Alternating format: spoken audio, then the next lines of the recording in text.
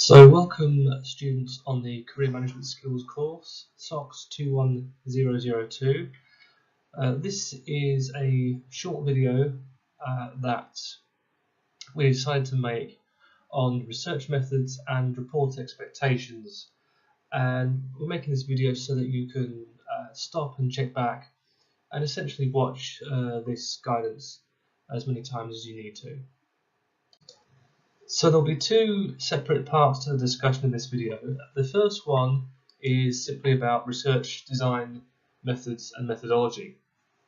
And in addition to the things I'm going to say here, you might want to get hold of some additional guidance.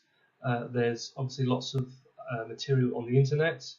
There's a bibliography at the back of these slides with lots of sources that you can consult as and when you need to. There are plenty of books on the market. There's a small one by Thomas, published by Palgrave, simply called Doing Research. Very small and cheap book if you want to buy it, which you can use as a source of information. So that will be the first part of the discussion, and the second part is some advice on the academic writing aspect of writing a report. Now, I just want to say something very briefly about how the assessments are arrived at for this course unit. Now, one of the things that you'll notice is that it has a SOCS code, SOCS, just stands for Social Science. And you'll notice also that there are very few of those course units available on any social sciences program. So this course unit, for instance, is available only to BA, Econ and BAS. There are only a few of these course units throughout the entire program structure, and simply it means that they're not attached to any discipline. And this means that we're able to assess them in ways that we see fit, and also to try and develop the skills that we think are necessary. Now, how do we arrive at that? Well, if you look in your program handbook and look for something called program aims or learning outcomes, the terminology does differ sometimes. What you'll see is a list of skills and abilities that you are supposed to pick up by virtue of doing the degree that you do. So, for instance, you'll see something like this. So firstly, you'll see something like acquire knowledge. So obviously we want you to acquire knowledge of some kind. But there's more to learning at university than that. So you'll also see a whole range of other things like this, like these features. Having these program aims in mind allows us to choose the assessment such that we can develop some of these skills and abilities. And quite simply, on the Career Management Skills course, you'll see some of these immediately apparent. So, for instance, the ability to work in teams, the ability to independently undertake inquiry or research in this case, and so on and so forth. So those are the things that we bear in mind when setting up the assessment for this course. So what you end up with, hopefully, is a model where a few pieces or a few different types of assessments can test and develop a number of relevant skills. That's the idea.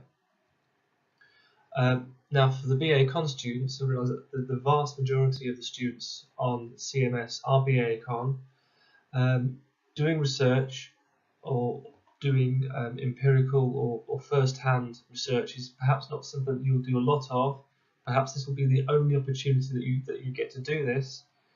That's likely to be different for the BAS students, who of course do have dissertation modules on all pathways.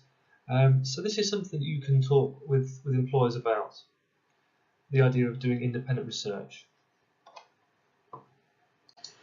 Now, to get on to the first point of our first part of the discussion on research design. The first thing you need to do is to ask yourselves what research needs to be conducted for the question to be properly answered. And also ask yourself, does the information that we've gathered and the analysis of the information we've gathered, does that answer the question? Answering the question, of course, is a real cornerstone of all kinds of written assessments, and no different here. So essentially, when you have chosen or allocated your questions, the case may be, ask yourselves, how can this question be answered, and what kind of information is needed for a proper and rigorous answer to that question. So to demonstrate an example of this, here is a project title that we last used in 2015, and the title is this: How useful are psychometric tests in predicting graduates' performance in the workplace? Now what you'll see is that there are many different possible ways of answering that question which are equally as good as each other. There's no one way of answering that question. You can use different kinds of information, and those different kinds of information presume different kinds of research design. But no way is better than any other way. There are just different ways. So one way would be, well, how do we get an idea of how useful the psychometric tests are? Who uses the psychometric tests? All kinds of companies. You might decide to speak with employers, maybe targeting human resources departments specifically, and talk about their experience. You might want to talk with employers about their experience before and since using psychometric tests, as appropriate, of course. It may not always be possible, but if you do find employers who are able to compare their recruitment and the success of their recruitment pre-psychometric testing and during a phase where they've had psychometric testing, well, that gives you an example, a comparative example of the success of those kinds of tests. That's the second way. Now, a third way, performance is, like many things nowadays, is something that's increasingly measurable. It may be that companies or recruitment consultants, or perhaps in the literature, have other kinds of ways, or have their own kinds of ways of measuring performance. So once you have ways of measuring something like performance, at that point you can either obtain or create yourself quantitative data that gives some kind of a quantitative analysis that's again equally as valid as the other two types of approach that I've already mentioned. Perhaps those quantitative data will also allow predictions to be made. So these are all possible things. And a final way would be what I would call a non-empirical way. So this last method or approach, which I've called meta-analysis. Meta-analysis is simply where you approach the existing literature and see and summarize what that existing literature says, and that's essentially a library-based or a web-based type of study. That kind of study does not need to be empirical. For that kind of thing, you don't need to go out and carry out interviews or surveys.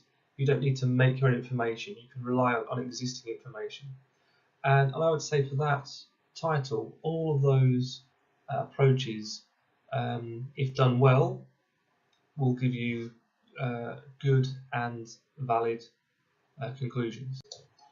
Now, two things in research design that are very often confused are the ideas of methodology and methods, and they are connected, but it's really worth dwelling over these next two slides, I think, and making sure that the difference between methodology and methods is clear to you. And again, the use of some examples should be most helpful. Now, methodology generally, I would tend to understand best as something like this, an approach to research design. So what's our general approach to conducting the research? So here are some examples. So you may have a comparative design. You may be comparing two or more things for one or more aspects or variables. So for instance, just now I mentioned the example of perhaps psychometric testing compared with a regime of psychometric testing. And that comparison is what gives you the analytical payoff. Another example that I mentioned just now, the methodology of meta-analysis. In other words, you find the existing studies on that topic and you find what they say as a body without the need for any additional empirical research. Another method might be a longitudinal method. In other words, a method that progresses with time. This may be less possible on this course because time is at a premium, but it's not impossible, and it is a methodology that some people use. You might think of the anthropological use of ethnography, long-term qualitative research. The advantage of this, of course, is that you get to track changes over time, for instance.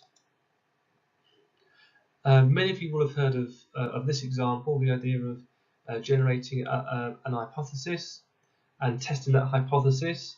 We often call this the hypothetico-deductive model, or just a deductive model. So you have a hypothesis, you get some data, you test it, you accept or reject the hypothesis. We sometimes think of this as a very scientific type of methodology. Likewise, causal analysis is another example. So you have a set of events. What's the cause or the likely cause? You're trying to arrive at what thing has led to a set of outcomes. And again, if you're familiar with this distinction between qualitative and quantitative, we're essentially talking here about differences between methodologies. So those are just some examples, then there are others. Okay, so now moving on from methodology to methods, what we mean by methods isn't the overall approach or conception of the research. Really, when we talk about methods, we're looking at the techniques, the things that we do. What are our techniques for data collection? And again, some examples. So these could be observation. You could undertake a postal questionnaire. Equally nowadays, you can undertake an online survey or questionnaire. You can undertake interviews if you want to get some qualitative research. Of course, you can combine any of these methods. In terms of information collection, of course, nowadays we have the internet, which is a massive advantage for those of us wanting to do non-empirical kinds of work, or even just to get any kinds of information to inform our studies. Now, of course, one thing I should probably say here is just because if you decide to undertake a meta-analysis or a library-based study, or a study without any kind of empirical data gathering, it doesn't mean you don't have techniques for getting hold of information. You're going to be working in a group of 5 or so people. There are still ways of doing it. How is it done that we divide people into separate tasks? And how is the information gathering activity carried out? So no matter what kinds of methods and methodologies you end up with, there are still ways of doing it, and those ways will have to be described in the report, as I will come on to. So all in all, this flowchart or processual diagram really demonstrates the kind of thinking that you should be doing in order to properly arrive at a good way of answering the question, and by answering the question, delivering a properly conceived piece of research. So firstly, establish the question will actually be quite easy, as you will see. Once you have the question, how do we want to go about it? What's the kind of research that we want to do? How do we think that research fits with the question? This is really, really important. How do you make the kind of research you want to do fit with the question and make those two things work together? How is it that we are answering the question in this case? Thirdly, once you've figured out a way of going about answering the question, it's a case of, well, what are our techniques? How do we get information which will fit that overall approach? So simply, how do we collect the information at this stage? And then a final stage will be analysing the data. So it's not enough, of course, just to get information. Something has to be done with it. And of course, the analysis of data will always depend upon the type of information that you have. You will obviously deal with statistics in a very different way than you will deal with interview data, for example. Now, the next several slides introduce a series of keywords and key ideas in research that you should aim to test your information gathering with. So really, you need to be asking yourselves questions like these, and if you can come up with a positive answer to them, if you can honestly say, yes, we are doing things like this, then that is likely to be a good sign for your research. So one of these concepts is the concept of reliability, and this can be understood in various different ways, and actually with some overlap with the other concepts that I will talk about in the next few slides. But here are some different ways of thinking about reliability. So firstly, if someone replicates the study that you undertook, and they follow the description of your methods and methodology and methods of procedure, if they get similar results to you, then that's one way of measuring reliability. That's a very scientific kind of concept. There are others. If it seems to us that the results accurately reflect what we expect in a population, usually a population of people, of course, that's another way in which we can understand reliability. And lastly, again, do the results answer the question? Do they explain something? And that, again, gives us some idea as to the reliability of the research design and execution. Now, a second concept is the concept of validity, and as you will see that there are some overlaps with the idea of reliability as talked about in the previous slide. So some things that we can consider under the heading of validity. So similarly, again, we would ask ourselves, have we answered the question? Is there an internal correspondence between what question is being asked and how it's being answered?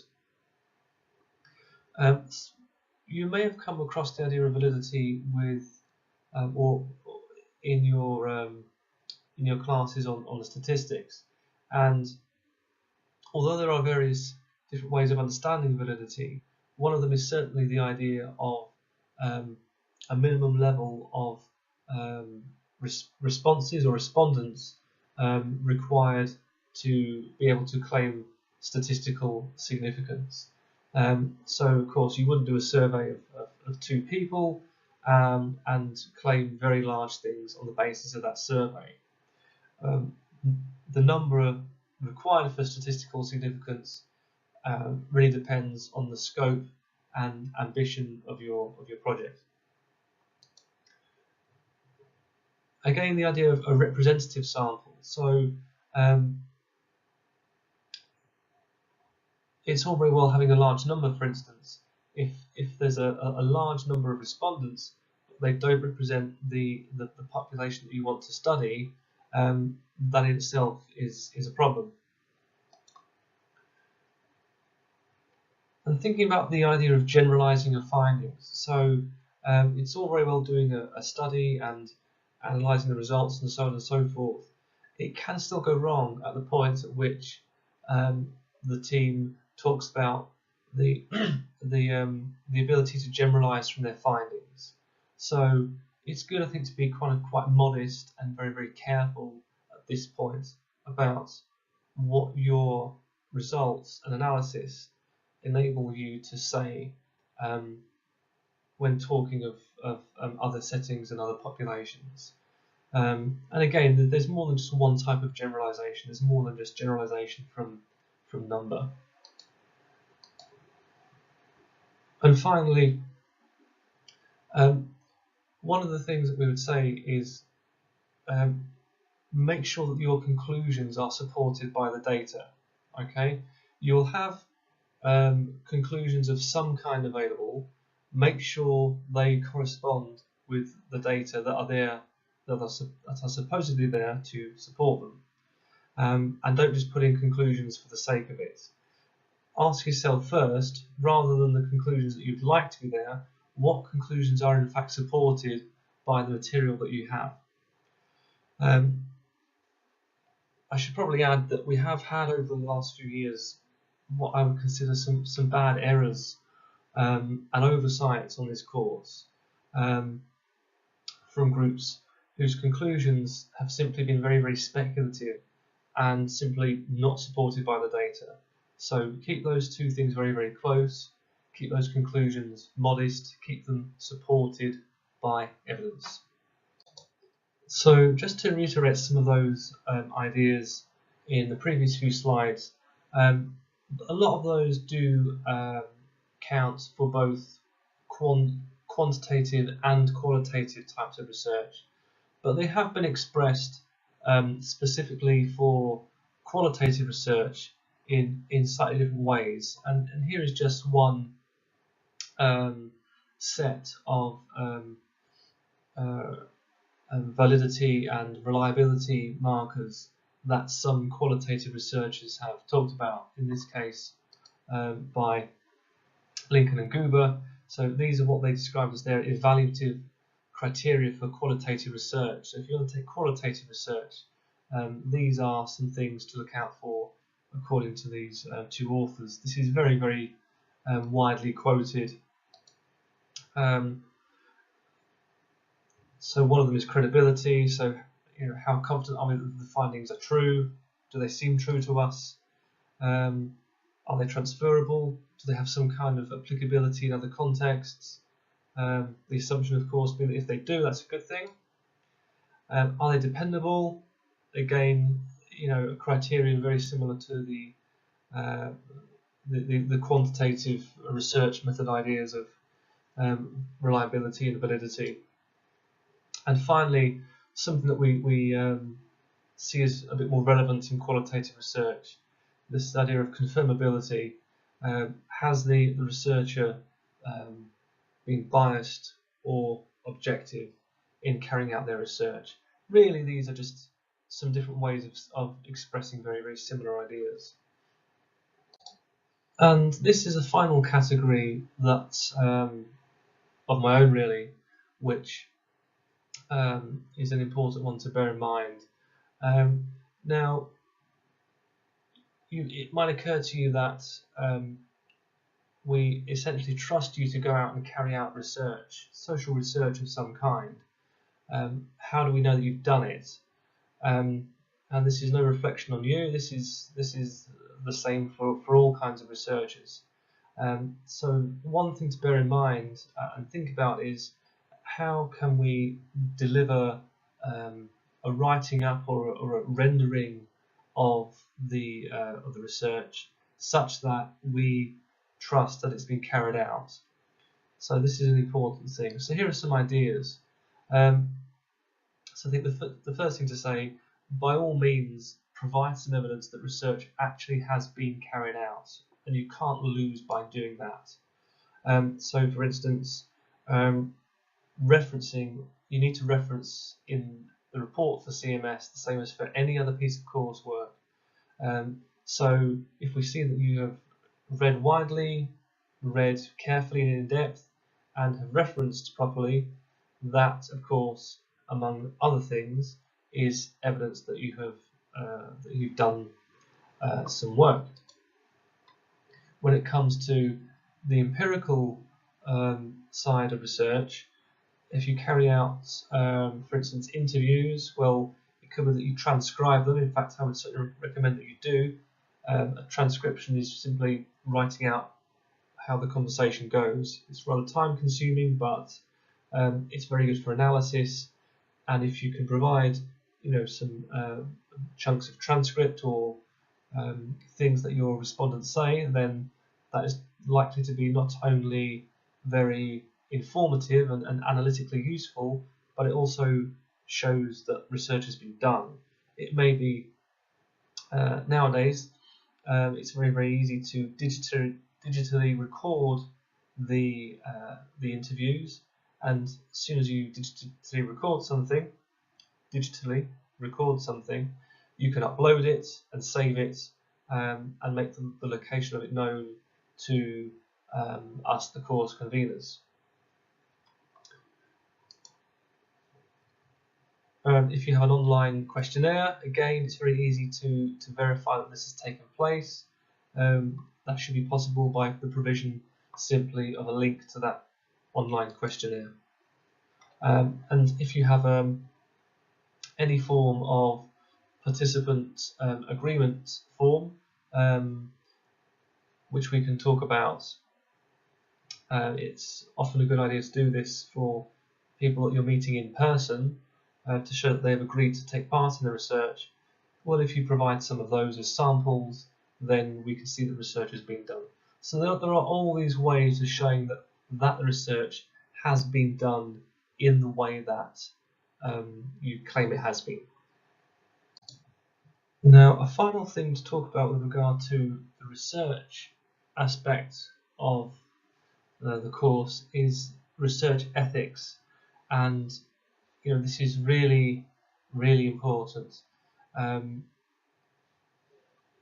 If things go wrong with ethics, then they can go seriously wrong. Now, as it happens, the university has a new set of ethical procedures. I'm hoping that they'll be easy for all of us to understand, but they are new, so if there are things that we need to learn to be able to tell you, then please bear with us, and we'll do what we can. Just to give you a quick background as to what we mean by ethics, I think a couple of things are important. So firstly, when we talk about research ethics, we're talking about conducting research in an appropriate, open manner that safeguards participants and does not contravene their interests.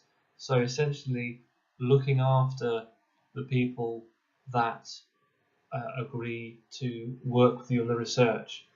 Now, that can be a number of things. It can be, obviously, depending on the kind of thing you're doing, providing a physical safeguard. It's unlikely in your case. Probably a more likely thing that will happen in the context of this research is the need for confidential and anonymous or guarantees of confidentiality and anonymity for the people that take part in the research. But we can't stress this enough, and the procedures for ethics are the same for everybody at the university, and that goes from the people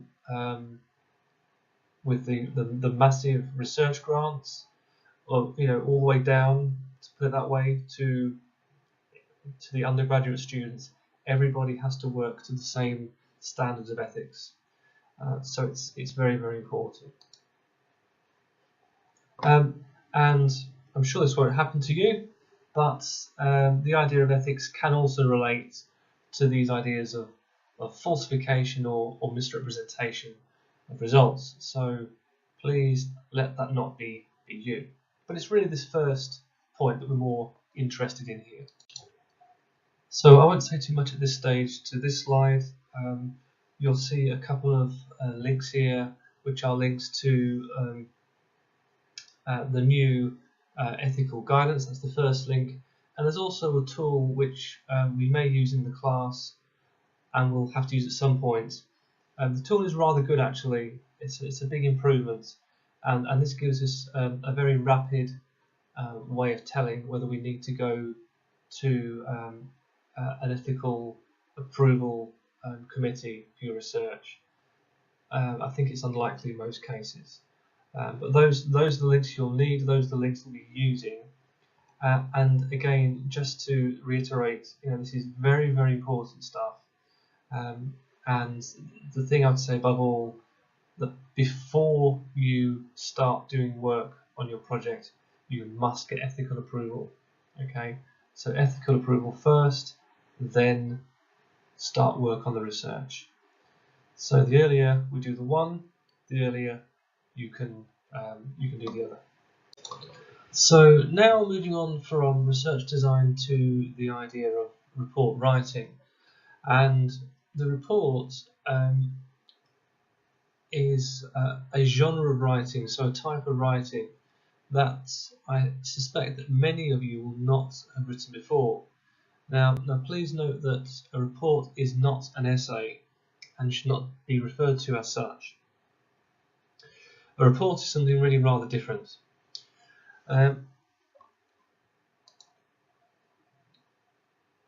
So when we talk about the idea of genre, we're talking about a text type or a type of text, and each of these have their own required characteristics. And some of the characteristics of report writing include the following. So you'll find that where an essay may well be a single stretch of text, and I would certainly always encourage an essay to be a single stretch of text with no breaks and no sections, a report will generally have very, very clearly demarcated sections, and the sections work to organize the text. Likewise, a report will always be a report on something or a report of something. So it's always going to be a factual account. In this case, a factual description of research or events, and in this case also accompanied by some form of analysis. So what we get in the report is an account of methods, methodologies, results, outcomes, significance, perhaps recommendations, and the implications of your research. Now, we've just talked about the structure of the report as involving a number of different sections. Now, this slide provides an idea for what those sections may be. Now, they don't have to be like this.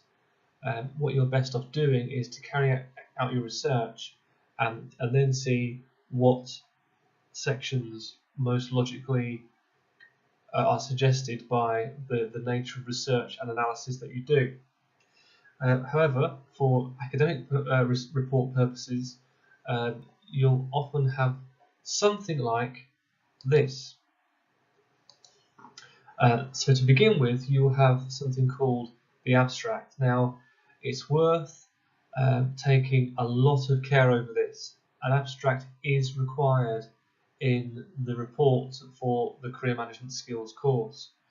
Now, it's a difficult thing to do. The abstract is essentially a very short summary of the entire project.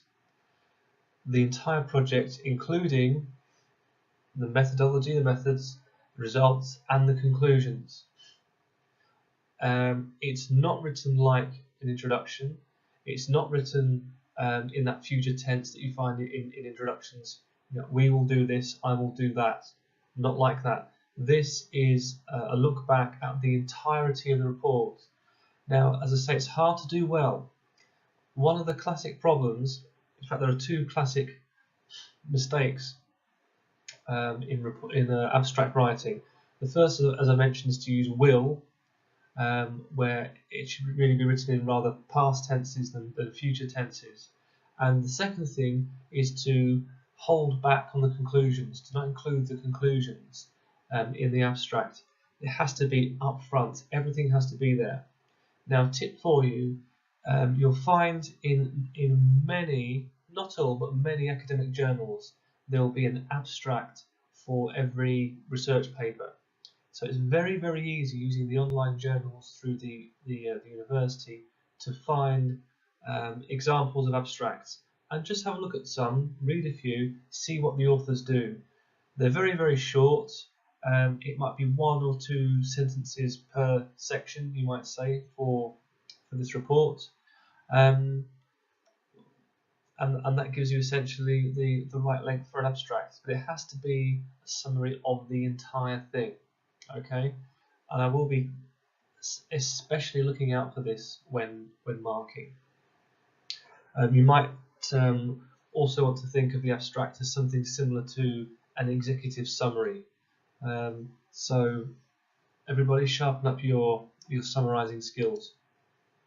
So beyond the abstract, you'll see there's a need for an introduction and an abstract. Okay, these are not the same things, just to say that once more. In the introduction, you include aims. We've had this long discussion here of methods and methodology. So again, those two things are separable. The question, how you're going to answer it, what you're going to do, these are all separable. If you make the connections clear, that's good. So you may have 1 or 2 sections at that point. Then you're going to have results, what we got, what we found.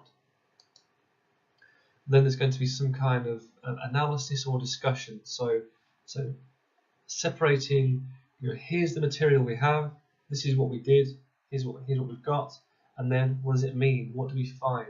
How do we start to analyze it? And then finally, a conclusion. Perhaps there'll be a need for recommendations. Recommendations can be included in the conclusion if recommendations are suitable for the project that you're undertaking. Another thing that I would include under the methods or methodology is how the different tasks were agreed among the different members of the group. So it may be that you have different group members with different skills, and you want to give people the tasks they are personally have an aptitude and are best qualified to do. Well, that's actually a method. How do we agree who does what is a methodic kind of question. So you can put that kind of consideration in that section. And finally, there is a need for references, because we do presume that you'll be reading around the topic of your report. A second thing I'll be looking for in marking is the quality of writing.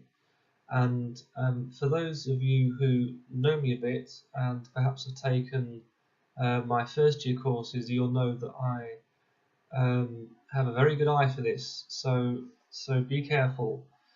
Here are some things to think about. Firstly, you're writing for an audience, so you need to know the audience. Well, the audience really for your report is me. And as I've just warned you, I have a very good eye and will keep an eye out for the quality of writing.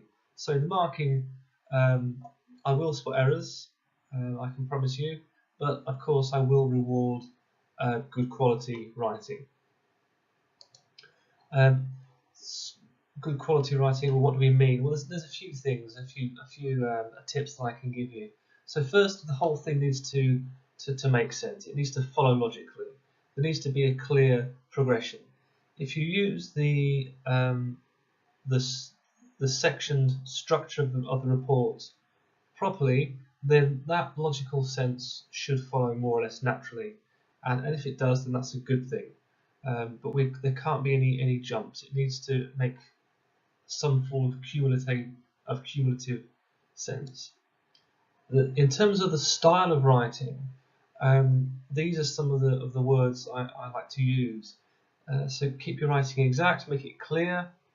The sentences not too long, not too short, just as long as they need to be. Economical. Don't say anything that doesn't need to be there. Every word has to earn its place. Written grammatically, of course.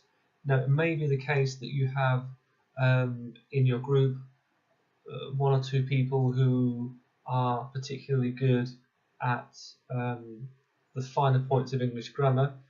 You may want to give your final report to those people or to that person for a final edit and check. That seems to be a good way of using someone's particular personal skills.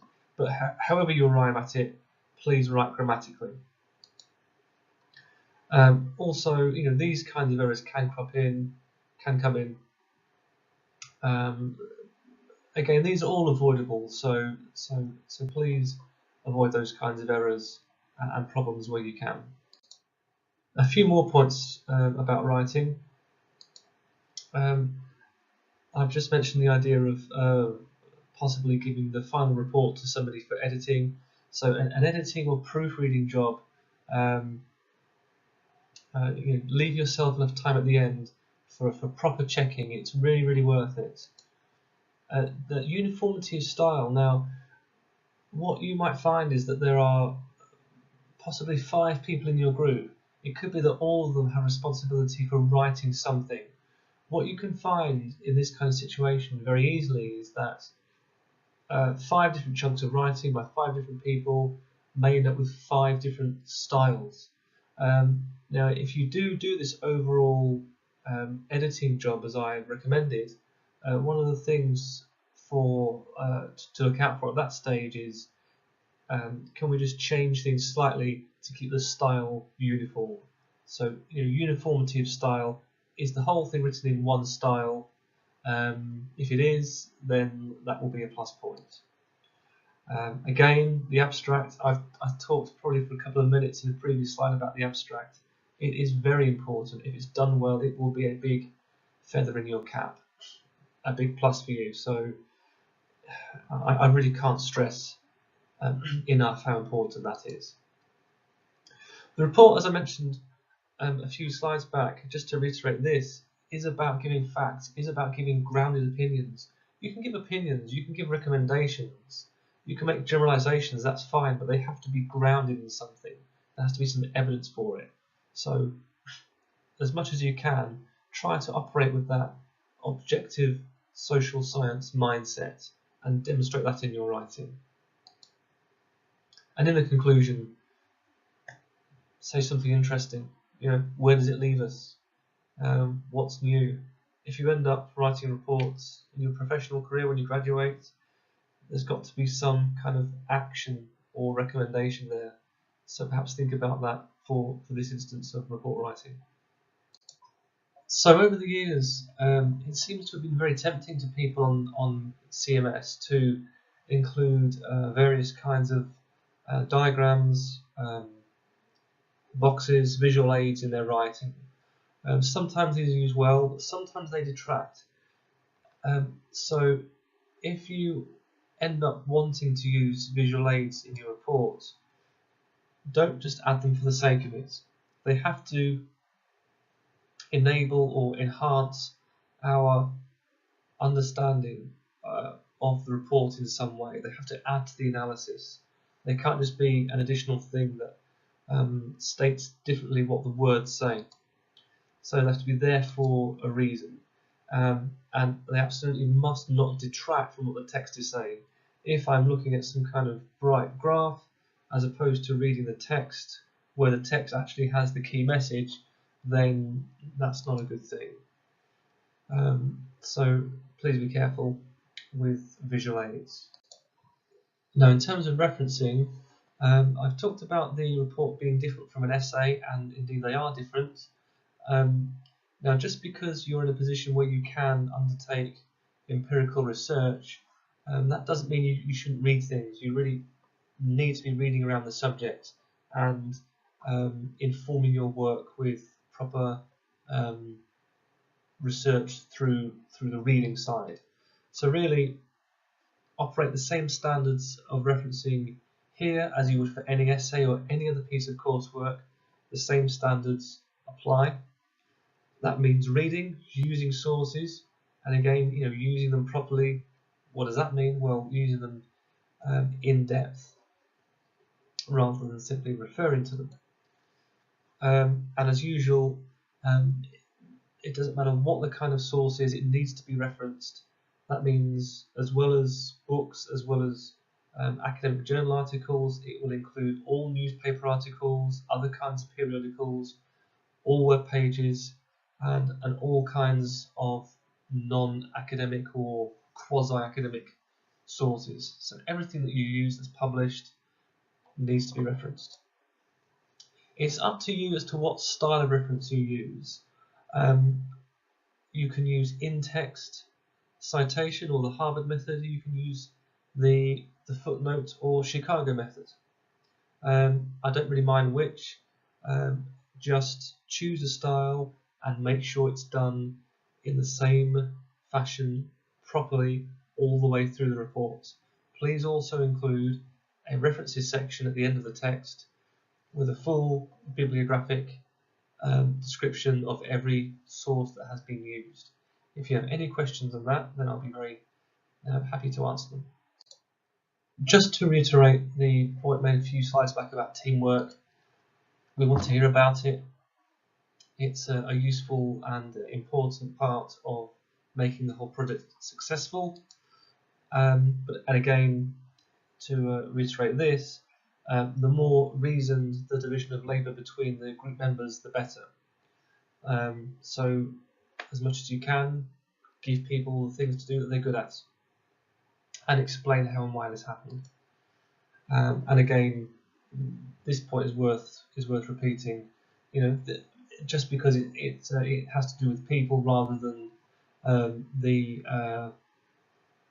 gathering of information or data, it's still a method, it's still a way of doing something, it's still a technique. So who did what, why, and how those decisions arrived at. These can be done in a very short version. It needn't take much time or attention, but it's certainly worth thinking about and including. Now, this is the report is one of the few occasions in which you will be required nowadays to submit a hard copy of a piece of work, and for obvious reasons, I hope, you will be partly marked on how the report is presented. So a number of things have to happen here. Try to make it professional looking. There are different kinds of binding and other ways of presenting a written report that can make it look good and nice to handle and work with and read. So if you take care of that will be good. If it's clearly set out, contents page. If it's easy to navigate, if we can find the place, the sections are easy. So often you'll be surprised the page numbers in the contents page don't match the page numbers in the report. So basic stuff like that, that's good. The word limit is 4,000 words, not plus 10%, 4,000 words. Include your word limit, write to the word limit. And again, if it's unnecessary, be economical. Leave out the things that you don't need to put in. So just have a think about things like what's a pleasant thing to read. Clear sections, perhaps a non-serif font like Arial or Calibri, that kind of font in a good size, but not the large text version. I think we all have a good idea as to what makes a report professional looking. Now, some of you will be thinking, okay, I've got that. There's not too much new for me on those previous slides. How can I get a really good mark for this course? Well, I think the first thing to say is that the teamwork needs to be done well. If your team works well, then in most cases we see a good outcome for that team in terms of its outputs, the products, the presentation and the reports. So, the first thing I would say, really try to make that teamwork to its optimum as well as it possibly can. A second thing would be in terms of the concept and the conception of the project would be in terms of originality. So there is room in this project for a bit of originality and a bit of innovation. Now, because there are so many components to it, there's possibilities at a number of different stages. That might come, for instance, in the empirical part of the research. If you do undertake empirical research, we're not going to punish people for not undertaking empirical research. If you feel that a library-based project is more suitable, that's fine. As I've discussed, you need to really spell out why that is the case and justify the methodology you use.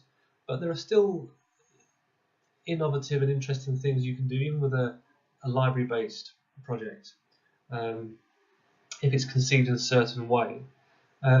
So what I would say to you is, think about doing something innovative and original, but not too much, not at every stage. There's lots of working parts in this project, and if you try to be too clever at every point, it might trip you up. It might even get a bit tedious. So just work in an intelligent way, work within the brief, and don't try to reinvent things that are already there in an adequate form. So I would say, rather than try to be original or innovative at every single point, think about where you might find that place for a bit of innovation. So it could be in the methods, the techniques for getting information. It could be in the approach to analysis of the data. It could be in the evidence of bringing in insights from other courses. So just to give one example, a few years back we had a group who wanted to make a real point that their survey was statistically significant, and they went to their first year statistics lecturer and asked for some help, and good for him, he gave them the help, and he said, right, this is what you need to do in order to arrive at proper statistical significance of this population. And they did it, and then they ended up carrying out a rather large survey and just took everything logically from that point. And that was a very successful project, which relied upon one bit of intelligent innovation at the very beginning to inform how they did the project. So that's a good example, I think, of how that can work. If you want some more ideas, I realise that my discussion here has been a bit abstract.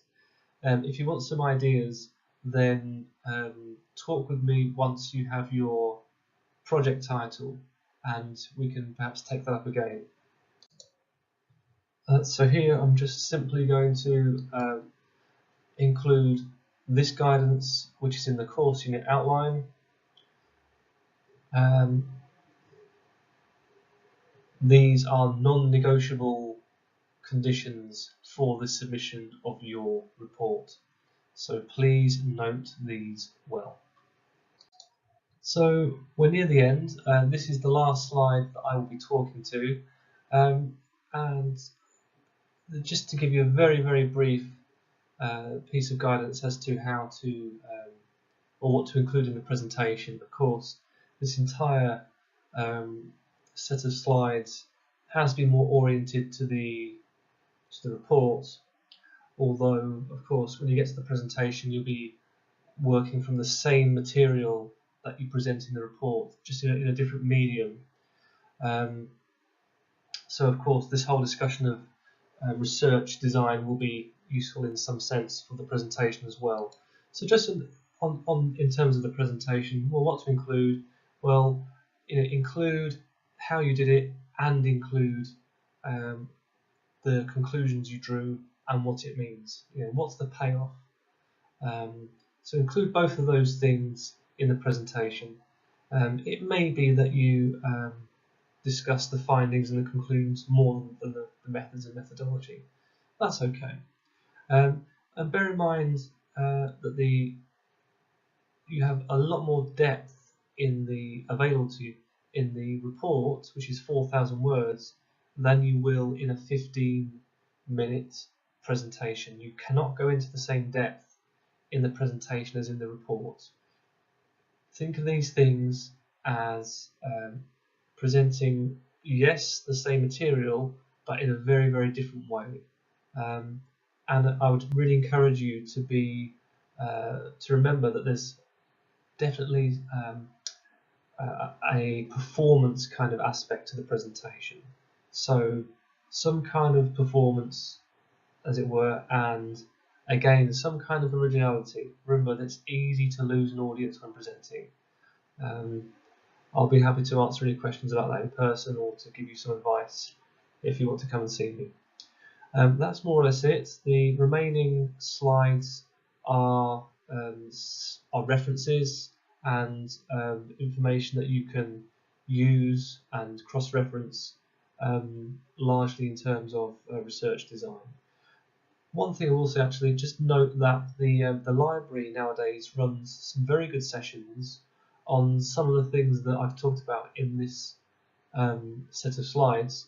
So it's worth checking out through the My Learning Essentials pages what sessions and what material is there for you to attend or to cross-reference with the advice that I've given you here. So I'm going to end there. Best of luck, and I'll look forward to answering any questions that you have.